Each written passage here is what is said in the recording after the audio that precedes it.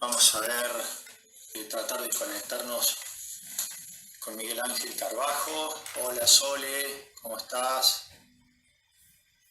¿Todo bien? Nico, gracias por estar. Feliz día del trabajo a todos. Todos grandes trabajadores. A ver, ahí está Miguel. Hola Nico. Mariano también, los saludamos. Hola Miguel. Hola, ¿cómo estás, Carlos? ¿Cómo estamos? Qué alegría verte a tanta distancia, a tanto tiempo. Hoy leyendo de España, me acuerdo que la última vez que nos vimos fue en el Congreso de la IPSO, que fue en el Palacio del Congreso de Madrid, en el IFEMA.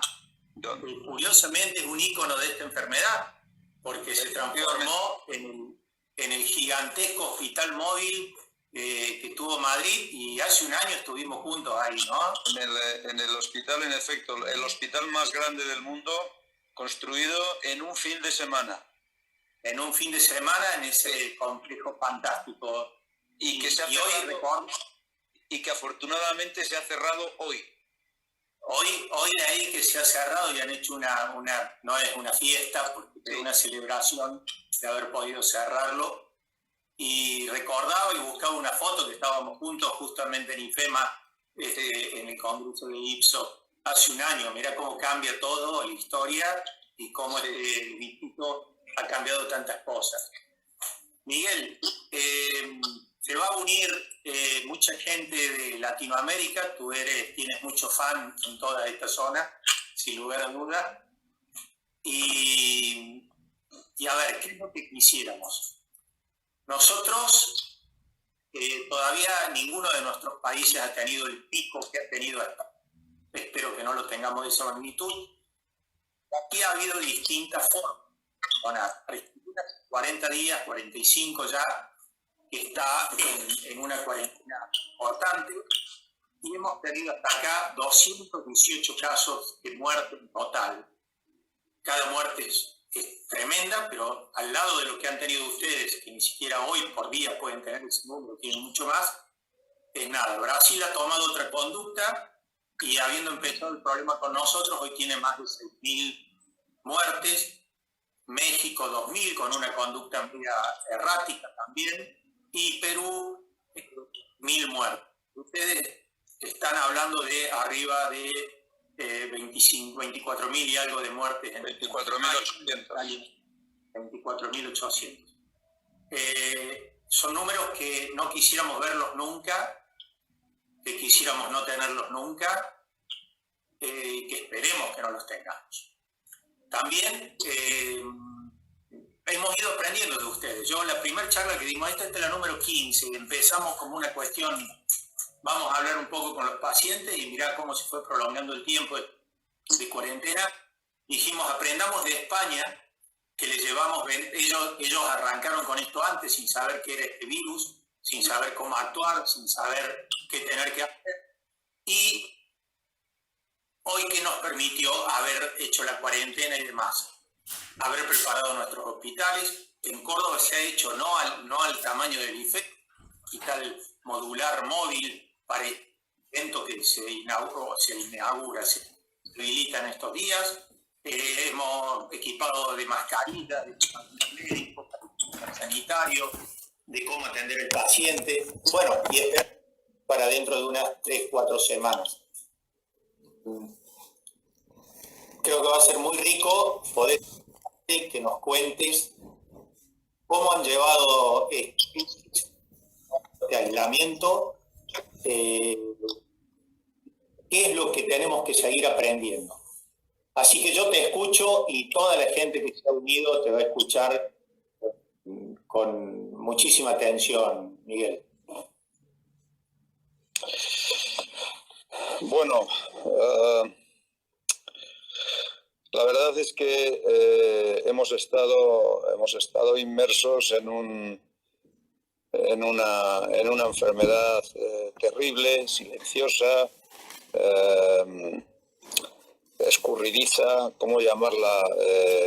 Misteriosa también, desconocida, absolutamente desconocida, y microscópica, o sea, imposible ni siquiera de prever lo que la catástrofe que se nos llegó de repente en muy pocas semanas. Yo recuerdo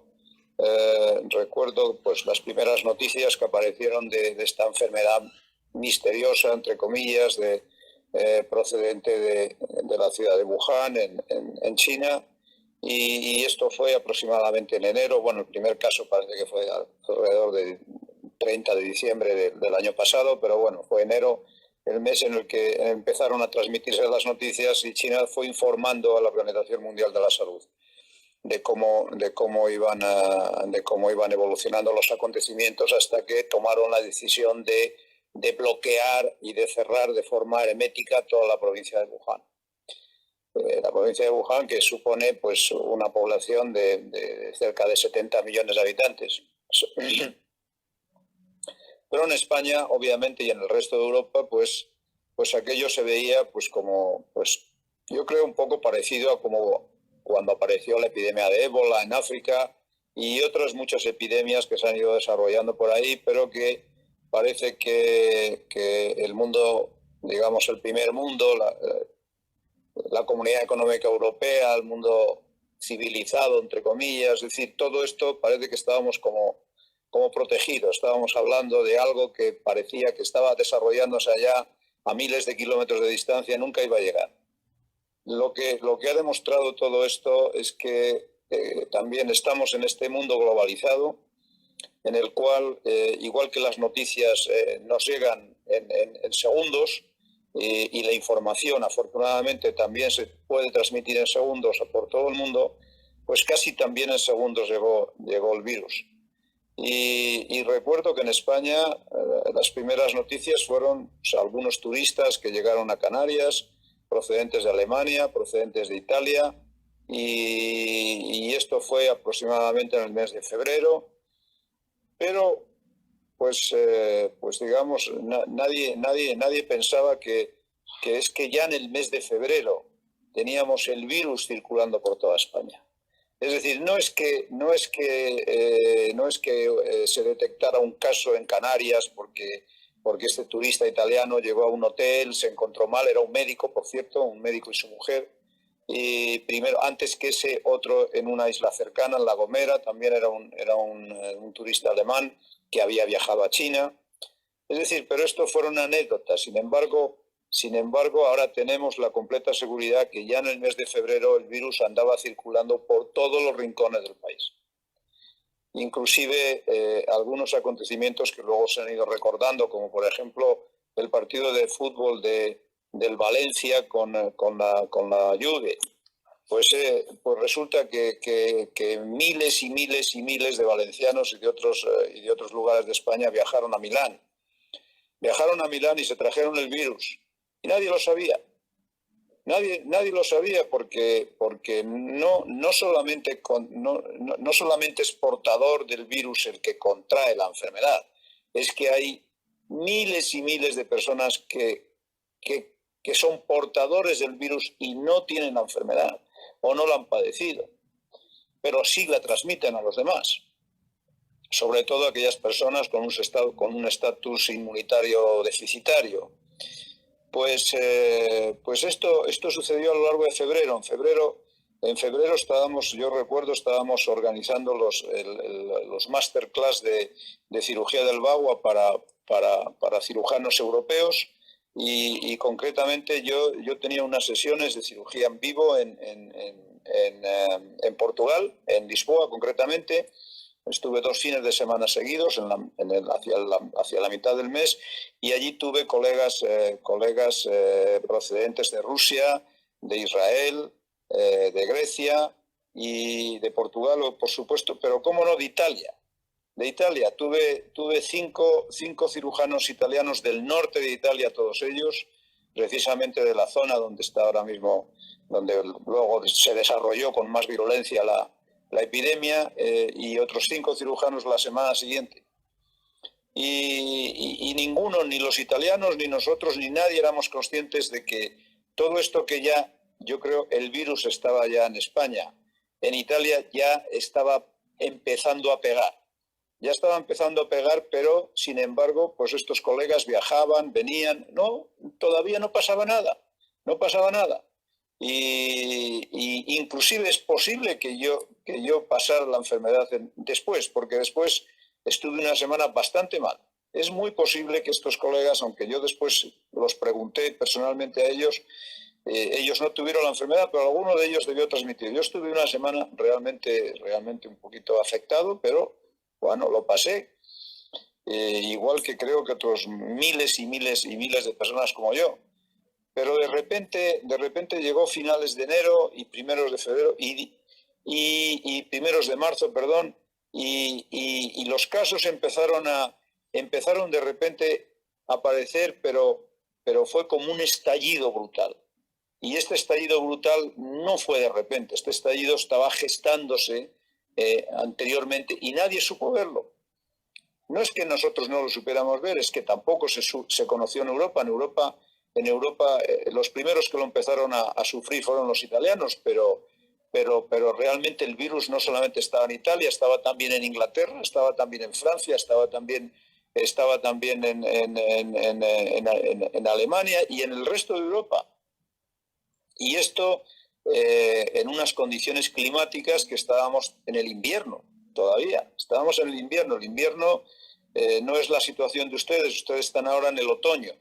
Y nosotros afortunadamente estamos ya en la primavera y empezamos a ver ya en los próximos meses los atisbos del verano. Esperemos que para entonces haya pasado todo, pero las condiciones climatológicas también son importantes en el desarrollo de cualquier virus. Obviamente, como tú sabes perfectamente, las estaciones las situaciones de climas fríos, húmedos, con lluvias y con temperaturas bajas son las condiciones ideales para que cualquier tipo de virus se desarrolle mucho más y tenga más posibilidades de transmisión. Este es el momento en el que nos pilló a nosotros y esta es la fase que les va a suceder a ustedes en este tsunami que se prevé llegue, bueno, ha llegado ya, pero que tenga su cenit en las próximas semanas en Latinoamérica. Y bueno, así el problema es que en marzo ya los casos de repente pasaron de 10 a 200 en una semana y en la semana siguiente pasaron de 200 a 1.400 fallecidos en una semana, y esto fue lo que despertó todas las alarmas. Ahí se interrumpió. Sí, sí, estamos otra vez, ¿verdad? Está bien. No, está perfecto. Bueno, recuerdo que estuvimos operando las 2 primeras semanas de marzo y teníamos como 45 o 50 pacientes programados para después, los meses el resto de marzo, abril y mayo, alrededor de 50 pacientes, preparados, listos, pacientes con obesidad mórbida, por supuesto, listos para ser intervenidos. Y recuerdo que de repente mi esposa, que estaba en Inglaterra, estaba en Londres con mi hija en ese momento, pues me da una llamada de teléfono y me dice, Miguel, hay que cerrar todo. ¿Cómo? ¿Cómo que hay que cerrar todo? Sí, hay que suspender todos los quirófanos, hay que cerrar la consulta, hay que cerrar el centro de excelencia, hay que mandar a todos los pacientes a casa, hay que cerrarlo todo. ¿Pero cómo? ¿Cómo puede ser si esto...?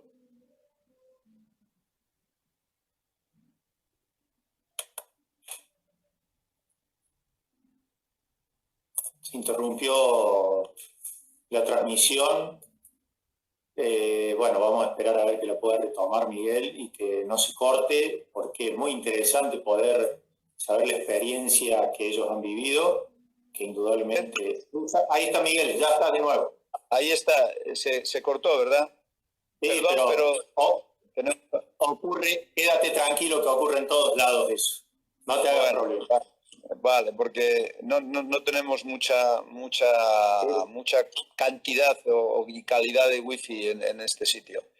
Entonces, bueno, estaba comentando que mi esposa ya estaba viendo en Inglaterra los problemas, en Londres concretamente, que se preveía que iban a llegar allí a pesar de la tozudez de Boris Johnson en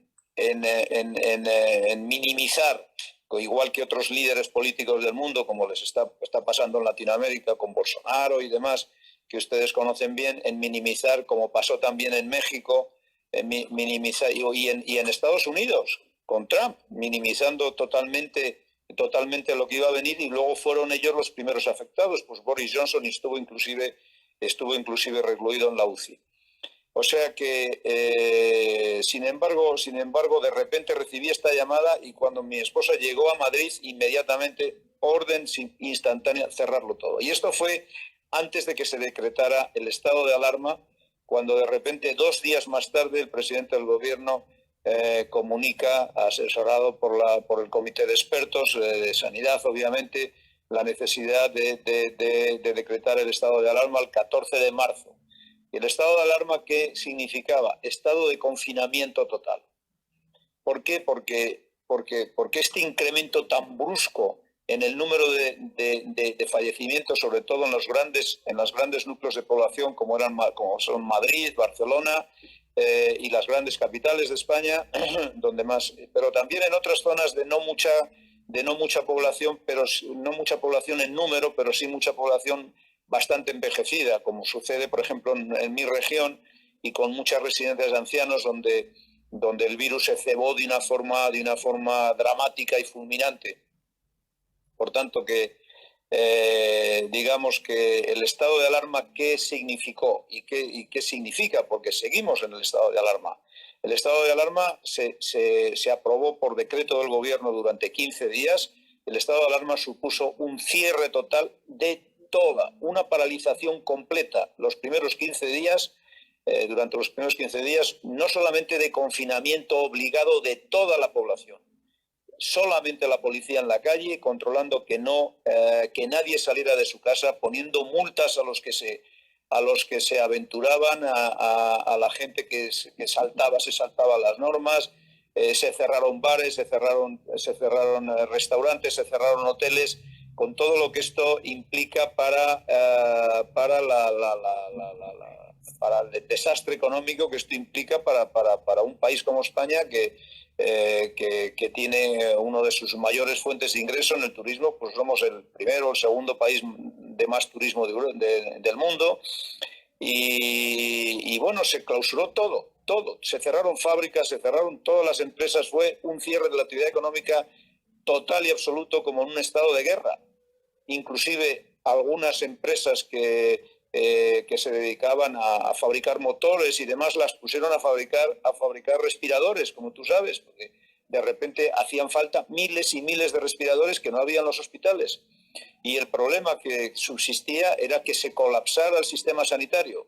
Si el sistema sanitario se puede colapsar rápidamente por un hecho muy sencillo: las camas de unidades de cuidados intensivos. ¿Cuál es el problema de este virus tan tremendo que ataca de una forma brutal las vías respiratorias? Y esto supone que los enfermos que realmente tienen una afectación tremenda en su estatus respiratorio necesitan respiración asistida. Y respiración asistida implica la necesidad de un respirador.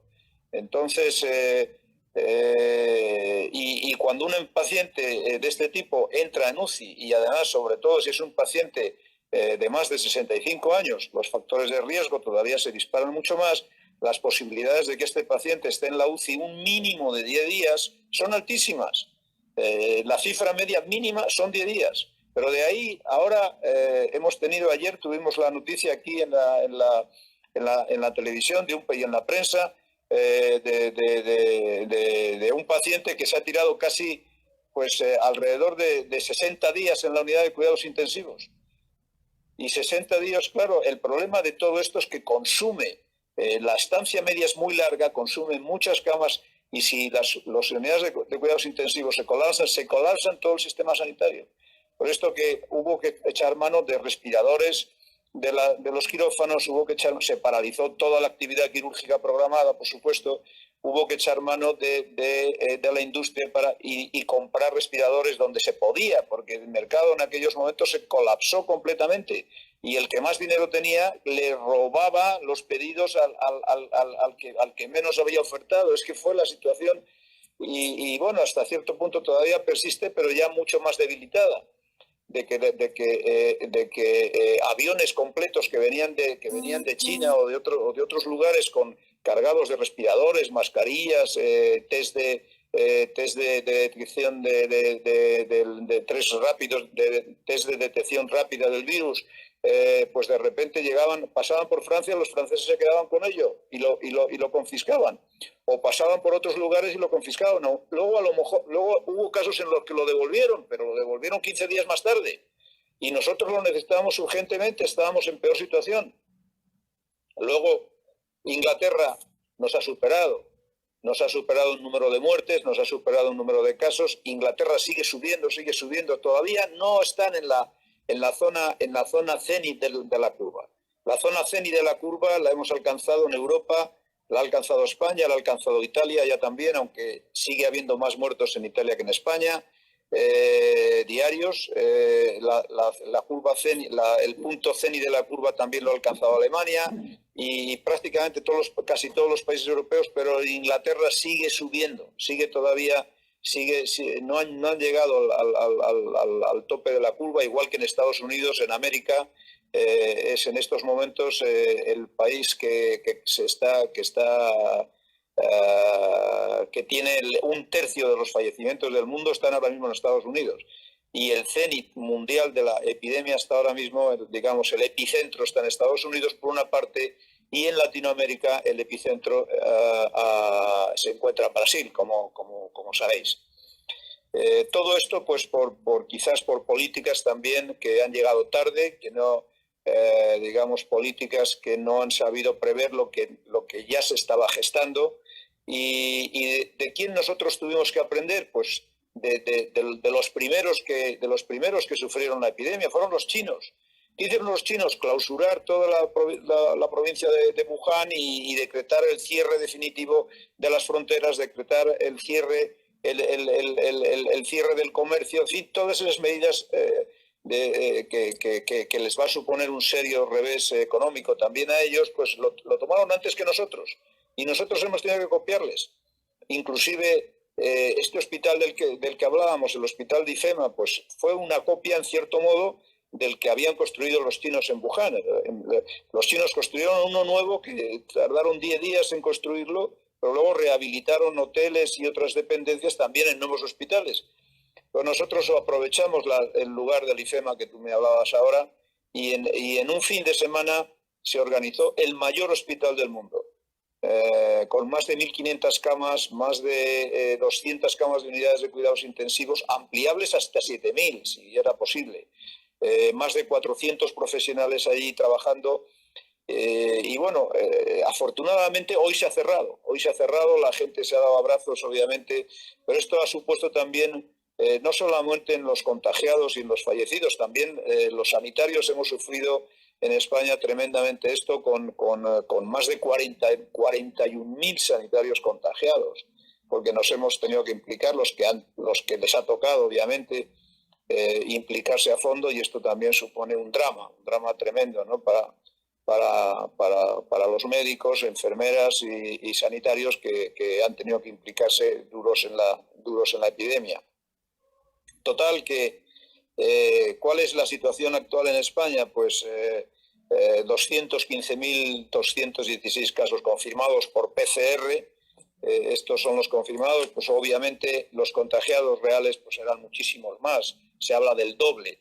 24.824 personas fallecidas. Fallecidas quizás por coronavirus, que sepamos por coronavirus, que haya otros fallecimientos que hayan sido atribuibles al coronavirus y no se los haya registrado, posiblemente también. Y afortunadamente alrededor de 114.678 curados. Es decir, ¿en qué situación estamos ahora? Pues en que sigue habiendo fallecimientos.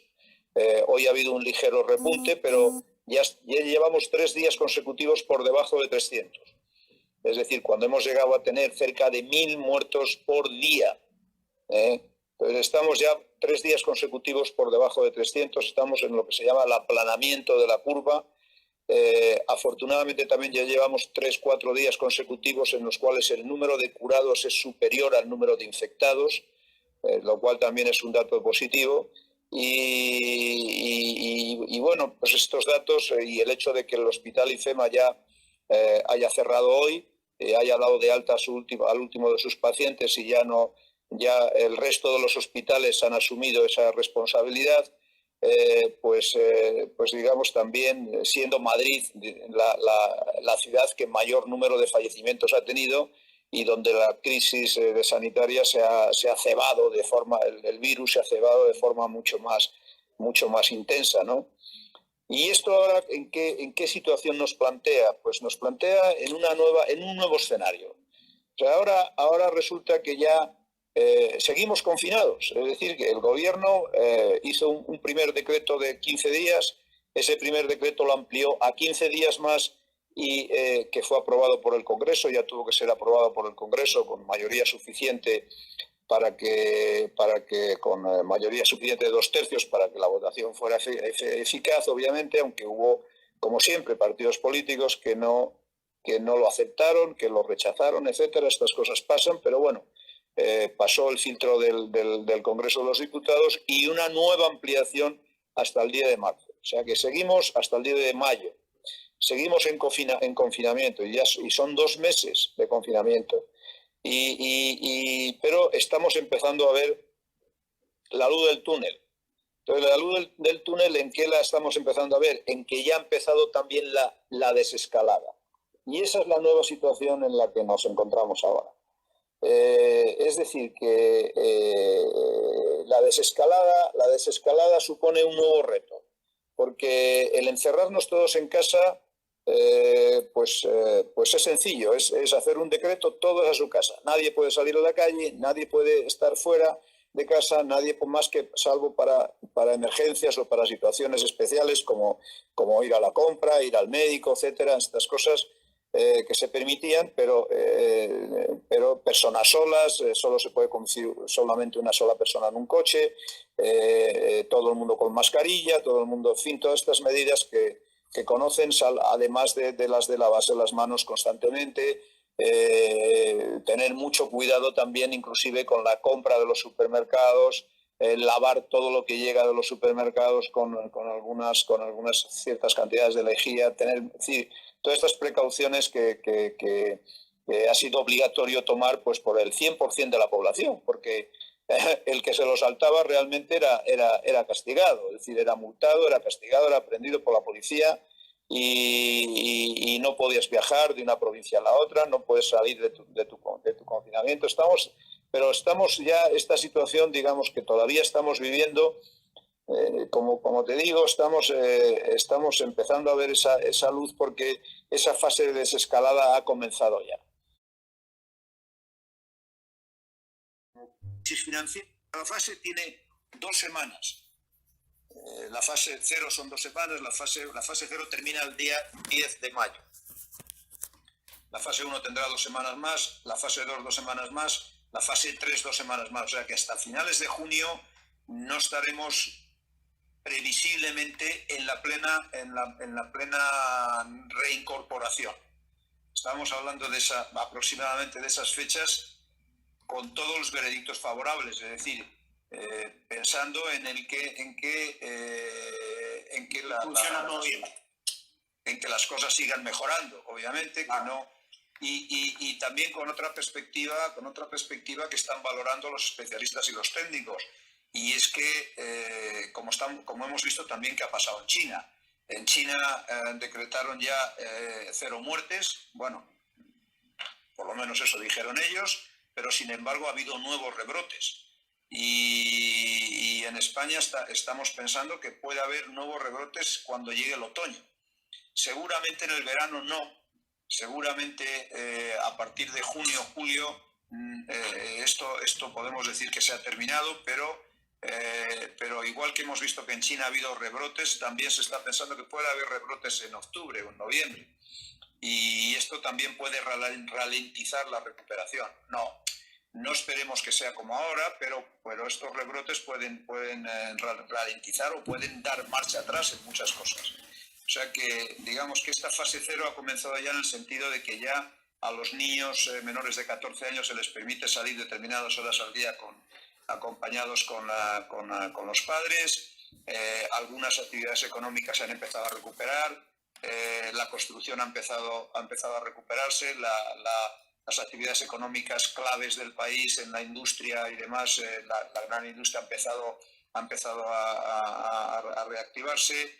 Algunos locales del pequeño comercio con cita previa, peluquerías, por ejemplo, y estas cosas con cita previa y restaurantes para recoger comida, no para todavía estar allí, también con cita previa también se han empezado a recuperar, obviamente siguiendo, salvaguardando las normas de las distancias entre unos y otros, de la mascarilla obligatoria, etcétera, etcétera. La fase 1 empezará a abrir, será a partir del 10 de mayo, en el cual se podrá viajar ya por la provincia. Hay que tener en cuenta, claro, las diferencias que tenemos con ustedes, porque las provincias en Argentina son gigantescas, aquí son mucho más pequeñas, entonces digamos que, bueno, tenemos más facilidad para poder organizar esto, pero ya a partir de la fase 1 se podrá empezar a viajar por la provincia donde cada uno vive. El pequeño comercio empezará a abrir con una ocupación de un 30%. Empezarán también los lugares de culto con un 30% de ocupación, es decir, aproximadamente un tercio, para que haya distancias. Y todas estas cosas, digamos, están previstas y digamos que cada día el gobierno va dando normas. El gobierno es el que está... aquí tenemos, como sabes, el problema de las comunidades autónomas. Las comunidades autónomas tienen todas las competencias en sanidad, en transporte, en ocio, en cultura, en turismo, etcétera, etcétera, pero ha sido el gobierno el que ha asumido la organización de forma tajante, la organización de la desescalada, paulatinamente bajo un control y un mando único, para evitar que también por las diferencias, los diferentes colores políticos que pueden dominar cada comunidad autónoma, pues que no por razones políticas uno inicie la desescalada cuando quiera.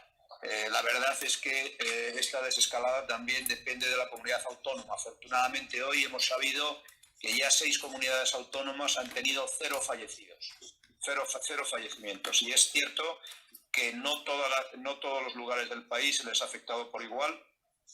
Hay zonas como Andalucía, regiones como Andalucía, densamente pobladas, que han tenido escasos fallecimientos y sin embargo otras pues han tenido no tan pobladas, han tenido más proporcionalmente y fundamentalmente Madrid y Barcelona son los que están llevando, obviamente siguen cargando con el mayor número de fallecidos, pero todavía nosotros en Castilla y León todavía andamos con un número alto de fallecimientos, aunque muchísimo menos de las semanas pasadas. Entonces está todo mucho más controlado y la desescalada también depende de zonas. Hay lugares de España, en las islas, por ejemplo, donde ya prácticamente se ha realizado la desescalada total, pero son pequeñas islas donde no ha habido incidencia. En las ciudades autónomas de Ceuta y Melilla, pues también, porque no ha habido apenas incidencia. Pero por esto que el gobierno está valorando todo esto y lo está haciendo con un mando único y de forma progresiva. Luego vendrá la fase 2, en la cual ya se incrementará la actividad, y en la fase 3, que aproximadamente será a finales de junio, donde se prevé la plena normalización, la plena normalización de la actividad. Y esta es un poco la situación en la que nos encontramos. Y bueno, has mencionado un poco la situación de Latinoamérica, realmente todo va un poco posterior como ha llegado, les ha llegado más tarde que a nosotros, es importante que aprendan y que tomen, digamos, y que aprendan de la experiencia que nosotros hemos pasado. Porque nosotros, digamos, la única referencia que hemos tenido ha sido China. Y de ahí hemos tenido que copiar. Bueno, China y Corea del Sur. Pero ahora cuando les ha llegado a ustedes ya tienen también la experiencia europea. Entonces, aunque las diferencias en la estructura sanitaria no son comparables, pero bueno, ya tienen muchos puntos de referencia en los cuales basarse. Entonces, pero ya les está llegando, y el CENIC no ha llegado todavía, pero yo estaba revisando un poco esos datos que has dado, estaba revisando esta mañana estos datos de la situación en Latinoamérica, y salvando Estados Unidos, que es escandalosa la situación en estos momentos, y creo en parte debido a la obcecación de las autoridades allí, de las autoridades, del presidente concretamente, ¿no? Y del retraso en el que se han tomado las medidas drásticas, pero además de Brasil, que en estos momentos es el epicentro, hablabas de Perú. Perú está muy afectado, pero Ecuador yo creo que está mucho más afectado que Perú todavía en porcentaje de población. Están con 2.000 y pico muertos, 1.200 fallecidos, y Perú, Chile también está empezando a afectarse de una forma seria, y Colombia y Argentina, y en general todo el subcontinente, o sea, y México, por supuesto, México con los datos que llegan, que seguramente están muy digamos, no muy reales en lo que no son, de lo que está. Como en Latinoamérica los datos no son tan transparentes. No tenemos tanta captura de datos. Seguramente. Creo que has dado una conferencia magistral sobre el virus, sobre el origen, sobre el cómo, el por qué, a dónde vamos, y que indudablemente tenemos que aprender de ustedes. Tengo varias preguntitas que ha ido haciendo la gente. A ver, primero, Miguel Correa dice que espera que esto termine para poder pescar trucha contigo en los ríos de Córdoba nuevamente. Así que ojalá. Un saludo a Miguel. Ojalá. Carlos Sosa también te manda un saludo. Nicolás también quiere ir a pescar con vos. Seguro. Quiero hacer una aclaración. Esas fotos que están pasando ahí atrás son tomadas por el doctor, que además es un artista fotógrafo, en su campo en Salamanca, y son fantásticas. Yo las tengo de salvapantalla, porque realmente son todo un arte. Se han conectado los pacientes de Bagua, porque al saber que tú eres el referente mundial que formó esto y no el Bagua, te agradecen porque dicen que con tu técnica le has cambiado la vida. Lo hemos mostrado a nosotros, pero no, sí que están todos en comunicación. Le quiero dar un beso grande, Inmaculado, un beso grande a Claudia, que son las mujeres que te están acompañando. Sí, aquí están. Algunas deben estar teniendo un teléfono y el otro poniendo de iluminación. Hoy en Argentina y allá en todos lados es el día del trabajo. Acá se come locro habitualmente, así que todos irán a comer con cuidado un poco el locro. Hay 2 o 3 preguntas muy interesantes. Acá hay alguien de Granada. Fabián López Mesa, que te estoy escuchando, pregunta que si en España el virus estacional de la gripe de febrero puede haber enmascarado el cuadro. Y lo has dicho, seguramente que sí. Yo para que también entiendan nuestra, yo hoy estoy de manga corta, acá hace 25 grados. Acá cuando empiece el invierno vamos a empezar a superponer la gripe con el virus. Seguro. También todo un problema. Latinoamérica todavía no está viviendo eso. Claro. Hay gran desconocimiento. Alguien preguntó si hay inmunidad total. No se sabe, todavía no se sabe. Así que... No, seguramente. A ver, yo creo que de este virus la medicina en 100 días, esta enfermedad sabe muchísimo, más que cualquier otra enfermedad, pero no sabe casi nada. Es una paradoja. Sabe muchísimo, pero no sabe nada. Tu amigo Sergio Roll también pregunta cuándo vamos a volver a operar. Él lo sabe bien en San Pablo, se ha comunicado gente de Natal, también Diniz, el doctor Diniz, pero ¿cuándo vamos a volver a operar? Bueno, en Brasil será una realidad, la nuestra es otro. pero lo ha dicho bien claro, esta desescalada, que para que le quede claro a la gente es un término que nosotros no usamos, pero es como un escalamiento para descender esta cuarentena, creo que va a llevar mucho tiempo y que nos va a pasar lo mismo. Quiero comentar también que los datos, en todos lados, creo que todo el mundo ha mentido datos. Los habrán mentido los chinos, otros por ignorancia los habrán... yo no creo, sinceramente, y lo he hablado con Sergio Roll y demás, que en todo Brasil los datos sean fidedignos, igual que los nuestros. No creo que la Amazonia tenga la capacidad o el nordeste brasilero de tener datos, y en toda Latinoamérica debe pasar lo mismo que en México, o sea, que los números deben ser más grandes en todos lados. Cuando todos preguntan cuándo vamos a poder operar, ¿vos qué tenés previsto? Así como un día te llamó Inmaculada y te dijo, tenemos que cerrar todo. Bueno, ¿cuándo te va a decir, tenemos que abrir todo? Sí, el problema, como sabes, que los pacientes de obesidad necesitan una preparación previa.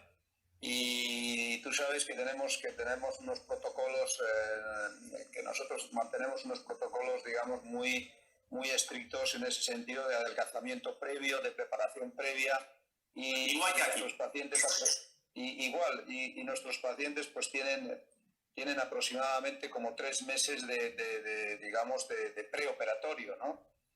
Entonces, ¿cuál es el problema? El problema es que de repente tuvimos que los pacientes que iban a operarse en 3 días adelante, tuvimos que decirles que no.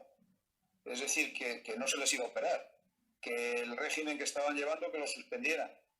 Es decir, que los estamos controlando pues por teléfono, por correo electrónico, con el teletrabajo que estamos manteniendo con los nutricionistas y con los colegas de nuestro centro, pero digamos el reinicio de todo esto, el problema es que dependemos en primer lugar de que haya un reinicio de la actividad plena. Pues si no hay un reinicio de la actividad plena, concretamente nosotros el problema que tenemos es que, como sabes, la mayor parte de los pacientes no viven en la provincia donde estamos trabajando.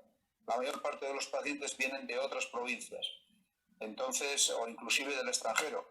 Entonces, si no están en las fronteras abiertas, si no se pueden realizar vuelos, si no se puede viajar de una provincia a otra, y viajar de una provincia a otra está previsto solamente en la fase 3 de desescalada, ya prácticamente a principios de julio, finales de junio, principios de julio. A principios de julio comienza ya el verano. Todavía es un mes de trabajo, pero en agosto es el mes de vacaciones oficial en España. Aunque no sé este año concretamente si va a haber modificaciones en este aspecto. Necesitamos que los hoteles estén abiertos y que los pacientes puedan venir con sus familiares. Es decir, que no viene una sola persona a operarse. Pues esa persona viene con su esposo o con su esposa, viene con su madre, con su padre, con sus hijos. Necesitan un hotel donde quedarse. Necesitamos que estén ya los hoteles abiertos. Es decir, necesitamos primero una reinstauración de la actividad plena. Esa es la primera cosa. Sin esto es imposible. En segundo lugar, necesitamos tomar otras medidas que antes no tomábamos. Por ejemplo, a nadie se le hacía un test antes de una PCR, unas inmunoglobulinas antes de la cirugía. Una placa de toras, sí, se hacía una placa de toras, pero no exactamente una placa de toras el mismo día que se va a operar o el día antes de que se va a operar. Esto supone que tenemos que ingresar antes a los pacientes. Esto supone más costes también hospitalarios. Y esto supone una preparación y un dispositivo que cuando realmente, pues quizás pensando un poco las cosas fríamente, quizás hasta septiembre no podamos hablar de una reinstauración plena. O quizás sí pudiéramos en agosto, pero el problema es que en España agosto coincide con las vacaciones, coincide con las fiestas en la mayoría de los sitios, etcétera. Pero quizás este año pueda ser algo excepcional. pero realmente estamos en este tema. Es decir, que vamos a necesitar quirófanos especiales. Otro problema que tenemos, todos los hospitales tienen doble circuito. No todos los hospitales tienen doble circuito, uno para los pacientes con coronavirus y otro para los pacientes que vengan para cirugías programadas y estén sanos, porque pueden contagiarse en el hospital.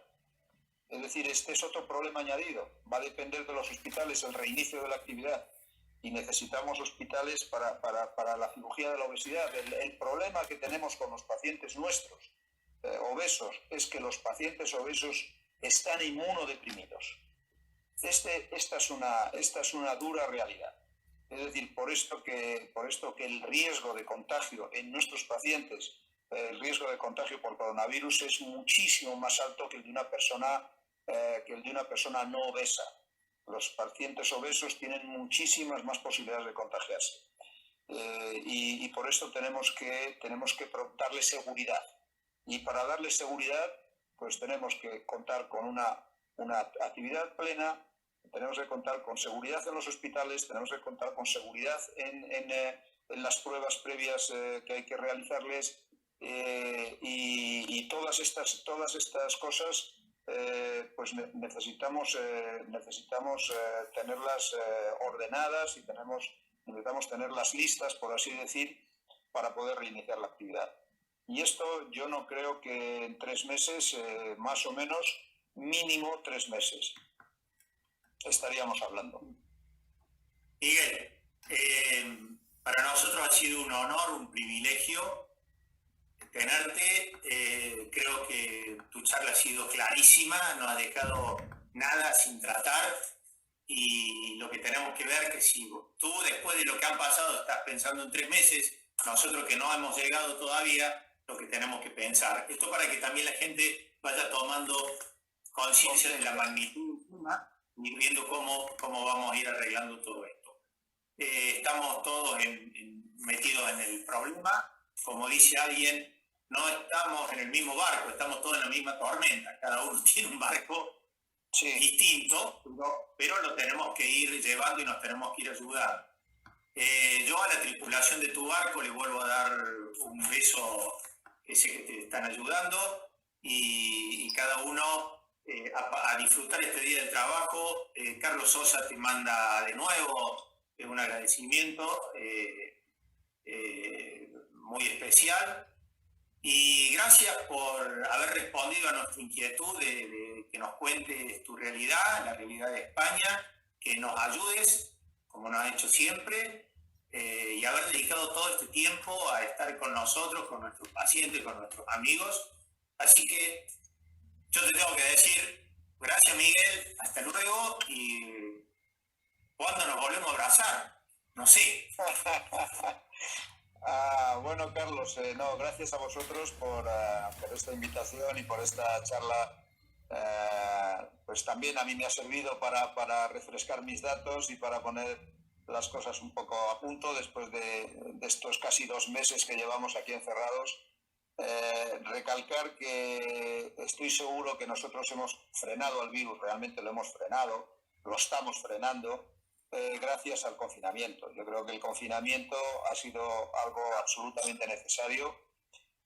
Si no hubiéramos evitado el confinamiento, esto hubiera sido una catástrofe de unas dimensiones tremendas, porque hay que tener en cuenta que este virus no es el virus de la gripe. O sea, esta epidemia no es como la famosa epidemia, la mal llamada epidemia española de 1918. El problema es que este virus es infinitamente más agresivo, más contagioso, más letal. Y entonces, digamos, la única forma de frenarlo es evitar los contagios. Y para evitar los contagios tenemos que estar aislados. O sea, no podemos estar toda una muchedumbre junta, no podemos tener los campos de fútbol abiertos, los cines abiertos, los restaurantes abiertos, porque esto sería una catástrofe mundial. Entonces esta es una cuestión importante, y desgraciadamente pues saber que esto es una pandemia, nos ha tocado a todos. a nosotros con más antelación. A ustedes les va a llegar el pico en las próximas semanas, con seguridad. Yo espero que no sea tan fuerte como ha sido en Europa. Estoy casi convencido de que no va a ser tan fuerte como en Europa. Creo que van a tener esa inmensa suerte, pero igualmente van a tener que tomar todas estas medidas de precaución que nosotros hemos realizado en estos y seguimos realizando todavía. Y bueno, ¿qué más? Un fuerte abrazo a todos los amigos y colegas de Córdoba. Efectivamente, no sabemos cuándo podremos darnos ese abrazo, pero espero que sea pronto. Y realmente me encantaría poder volver a pescar unas truchas en esa hermosa tierra que tienen allí, comer un buen asado y bueno, también dar las gracias, felicitar y saludar a todos los colegas, no solamente de Córdoba, a todos los colegas argentinos, también a todos los amigos y colegas, Sergio Rol y demás, todos los que se han estado conectando y han estado participando de este chat, a todos los pacientes, pues decirles que confíen, que tengan mucho ánimo, que cumplan estrictamente las medidas de confinamiento, que esto se acabará. Van a pasar 2 meses, 3 meses, pero esto se va a acabar. Esto se va a acabar y lo importante es que lo acabemos todos con vida, que lo acabemos todos sanos, que no nos toque, que no nos afecte, que podamos volver a abrazarnos de nuevo, que podamos volver a saludarnos de nuevo con la mano, no con los codos, y que podamos decir adiós a esta pesadilla. Muchas gracias, Carlos, muchas gracias a todos, muchas gracias a los amigos y hermanos cordobeses, argentinos y latinoamericanos, y un saludo muy fuerte y un abrazo muy fuerte desde España.